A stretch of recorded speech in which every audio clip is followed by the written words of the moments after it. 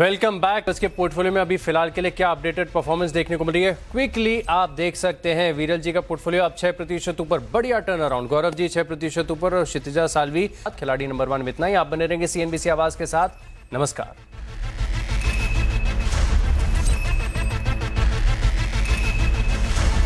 महीने दर महीने 0.3 के अनुमान यहाँ भी थे और साल दर साल अगर आप देखें तो 3.4 का आंकड़ा आया है और कोर पीपीआई तो 3.9 की आई है। आपके लक्ष्य जो है 2% के रावल ने कही।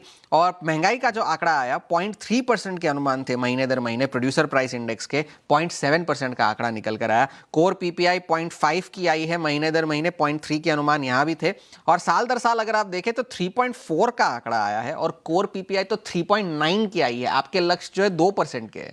तो इस तरह से महंगाई का आंकड़ा निकल कर आया। लेकिन एक बात और कि ये सारा मामला जो है पिछले महीने का है, युद्ध की हमने फैक्टर इन अभी तक की नहीं है, तो शायद अगले महीने के जब आंकड़े आएंगे तो ये और खराब निकल कर आ सकते हैं। हमारे यहाँ भी उनके यहाँ भी सबके यहाँ ऐसी हो सबके ये तो ये एक उस वजह से सारी बाजार की कल पिटाई हुई। और कल बाकी सारे सेंट्रल बैंक्स, आज तो और भी बड़ा दिन है क्योंकि bank of Japan, bank of England से सारी बाजार की कल पिटाई हुई।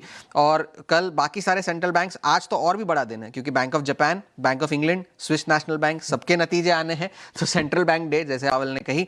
और महंगाई का जो आंकड़ा आया 0.3% के अनुमान थे महीने दर महीने प्रोड्यूसर प्राइस इंडेक्स के, 0.7% का आंकड़ा निकल कर आया। कोर पीपीआई 0.5 की आई है। कल की ट्रेडिंग सेशन में बंद होते हुए नजर आया। खैर, आज 3 चीजें इंपॉर्टेंट हैं। एक, ये जो वेस्ट एशिया के तमाम डेवलपमेंट्स हेडलाइन में भी कई बार मेंशन हुए। रिकवरी का ट्रेड प्ले आउट हुआ, इन ग्रीन बंद हो गए।